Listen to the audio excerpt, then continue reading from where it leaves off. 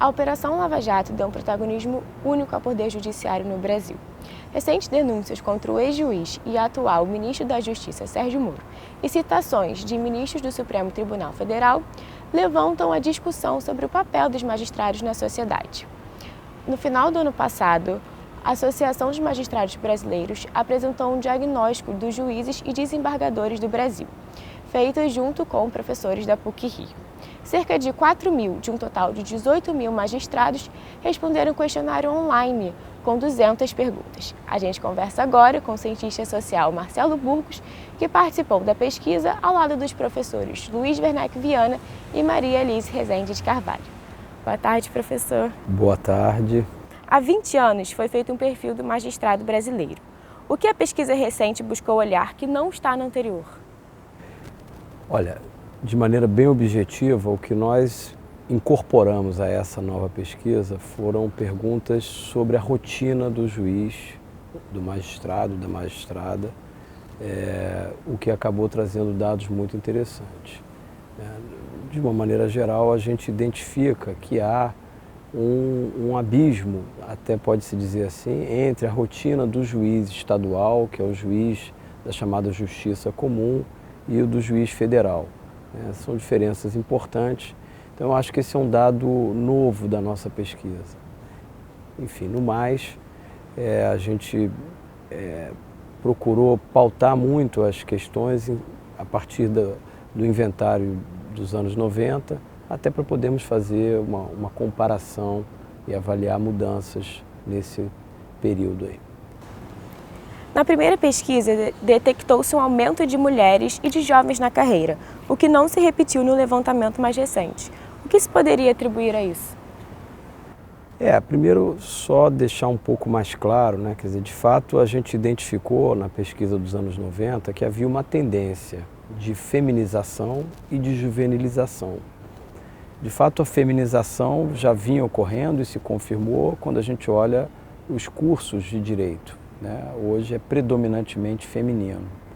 No entanto, quando a gente pega os dados de ingresso por ano de concurso, a gente identifica que essa curva, que parecia ser uma curva em flecha, na verdade ela parecia ser um processo que iria, pouco a pouco, transformar a magistratura numa magistratura basicamente feminina, ou predominantemente feminina, isso não veio acontecendo.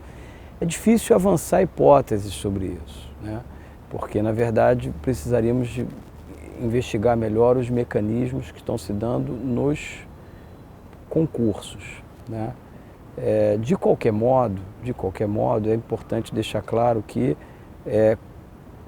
há uma tendência mais lenta do que se imaginava, de um cenário que tende, talvez daqui a 10 anos, de fazer com que a magistratura fique mais ou menos 60-40, 60 masculina, 40 feminina. Quer dizer, não é que tenha parado a entrada de mulheres, mas ela não está se dando no ritmo que a gente imaginou. Quanto à juvenilização, esse é um dado interessante. A magistratura hoje é mais velha do que era nos anos 90. De novo, também não temos como avançar muitas hipóteses sobre isso, porque precisaríamos de mais dados, mas de qualquer modo é algo que talvez esteja associado ao fato de que a pesquisa dos anos 90 ainda pegava um processo que vinha dos anos 80 de ampla reestruturação do Estado brasileiro. Então, de algum modo, isso pode ter influenciado e talvez essa seja uma marca não só da magistratura, mas também de outras corporações. O senso comum sempre associou a magistratura à elite. Entretanto, a pesquisa revelou que a origem de juízes é bem variada. A que se deve a isso? Houve um aumento de pessoas de baixa renda à universidade? Esse também é um dado interessante que a pesquisa permitiu identificar. Na verdade, na primeira pesquisa dos anos 90, a gente encontrou um quadro que era até surpreendente, porque havia todo um estereótipo de que a magistratura era basicamente de elite. E, na verdade, o que a gente verificou é que isso não se confirmava. Ao contrário, mais ou menos 1/3 da magistratura era filha de pais de origem popular. De lá para cá, nós achávamos, inclusive, que a carreira seria gradualmente apropriada por um segmento de classe média alta. De novo, também os dados não confirmaram, pelo menos não plenamente, a tendência que a gente havia identificado. É verdade que entre os anos 90 e a pesquisa atual, houve sim um crescimento, vamos dizer, de magistrados, filhos de pais mais escolarizados e também que ocupam posições, vamos dizer, mais qualificadas. Mas ainda assim você tem alguma coisa em torno de 25% da atual magistratura cuja origem é popular, né? Então esse é um dado que fala a favor de uma certa preservação da heterogeneidade da nossa magistratura, o que é um dado positivo que deve ser mantido ao nosso ver. Mas recentemente o CNJ reconheceu ao menos 10 casos de indícios de nepotismo no Tribunal da Amazônia em 2017. E um pesquisador da Universidade Federal do Paraná também levantou a história familiar dos integrantes da Lava Jato, entre juízes, procuradores e advogados, e afirmou que eles são herdeiros do judiciário e da política paranaense. Como explicar essa ambiguidade em relação ao que a pesquisa mostrou sobre a origem dos juízes? Olha, não há exatamente ambiguidade, embora a provocação seja muito importante. De fato, essa tendência de endogamia, né, e de algum modo, filhos de magistrados, ou mesmo filhos de procuradores, ou filhos de advogados, acabarem se tornando profissionais do direito, isso é uma tendência muito grande, né, e, evidentemente, isso acaba se fazendo presente em boa parte do judiciário brasileiro, do sistema judicial, indo além do judiciário, incluindo aí o Ministério Público, a própria Defensoria. Esse é um dado importante, né? Por outro lado, o que a gente está chamando a atenção é que, ainda assim, a nossa magistratura é mais heterogênea do que a princípio parece ser, né? Então, na verdade, são dados que não são exatamente, eu diria, contraditórios. Eles compõem um quadro, né? Um quadro. De um lado, a tendência, que a gente chamaria de endogamia, né? De algum modo você criar ali uma dinâmica quase que de nepotismos cruzados, né? Mas de outro lado também essa pressão que vem do próprio fato de que o direito é uma porta de entrada massificada, né? A gente sabe disso, né? As graduações de direito estão entre as mais concorridas do nível superior. Ela é uma porta de entrada para aqueles que estão realizando trajetórias ascendentes, né? Então isso também acaba pressionando favoravelmente, fazendo com que a carreira se veja obrigada a se abrir para magistrados oriundos de classes sociais mais populares. E um dado que pode ser associado a esse é o fato de que nos surpreendeu, inclusive, porque é um percentual superior, bem superior ao da pesquisa anterior, que é o fato de que boa parte dos magistrados atuais fizeram entre 2, 3 ou mais concursos, quando você considera concursos para as diferentes carreiras jurídicas, né? Então, isso também fala, né, de uma competição muito grande por essas vagas. A percepção comum é de que a justiça no Brasil é lenta e os juízes têm muitos privilégios. Levantamentos mostram que se trata de um judiciário mais caro do mundo.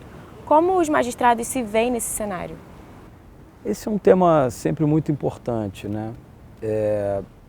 Eu acho que, inclusive, a pesquisa confirma isso, e é claro que é uma pesquisa quantitativa e é o próprio magistrado falando de si mesmo, né? Mas a gente pode dizer, eu acho que isso é uma coisa importante de ser dita, que para boa parte dos magistrados estamos falando de uma profissão extremamente difícil. Difícil, uma rotina pesada, que envolve responsabilidade grande sobre a vida das pessoas. Então a gente tem que ter muito cuidado quando a gente vai falar do magistrado, porque de fato é um poder fundamental para a nossa democracia e é preciso tratar, ao invés de falarmos em privilégios, a gente pode falar em prerrogativas, né? Isto posto, a gente deve sim, a sociedade tem o direito e o dever de estar permanentemente escrutinando, avaliando, trazendo para o debate aspectos que podem ser tratados como excesso, como privilégio, né? Então, eu acho que esse é um debate sempre importante. De um lado, ter clareza de que estamos falando de uma carreira muito especial, muito sobrecarregada. O juiz estadual lida com uma massa de processos que não para de crescer, né? A sociedade espera, evidentemente, retorno, né? As partes esperam retorno rápido, célere, né? Então, tem um aspecto da carreira que a gente tem que entender como uma carreira que precisa ser protegida, né? Em muitos aspectos. Não é a única que precisa ser protegida, outras precisam também, mas essa, estamos falando dela. Outro lado da moeda são os excessos, né? Eu acho que o maior veneno para o judiciário é se ele fica inteiramente fechado em si mesmo, né? Em torno de uma lógica que a gente chamaria de interna corporis. O judiciário precisa ser permanentemente oxigenado, tanto pelo debate público, pelo papel da mídia, pelo papel dos pesquisadores. É preciso ter mais pesquisa, pesquisas independentes sobre a vida do judiciário, pesquisa comparada, inclusive, né? Isso tudo é salutar, isso tudo é muito importante e, inclusive, os bons magistrados reconhecem a importância disso. Aliás, a AMB, num certo sentido, o movimento que ela fez foi nessa direção, né? Como da outra vez, né? Quer dizer, a ideia de que a pesquisa é fundamental para você colocar luz e abrir um debate. Os dados são só um pretexto, no fundo, para a gente propiciar, construir um debate público sobre a magistratura, né? Exatamente. Então, como a pesquisa pode ajudar a aperfeiçoar a justiça brasileira?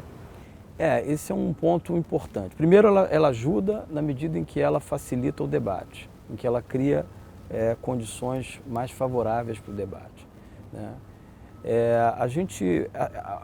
A estrutura do questionário, quer dizer, ela traz uma série de dados socioeconômicos sobre o perfil do magistrado, traz uma série de questões sobre a rotina deles, né?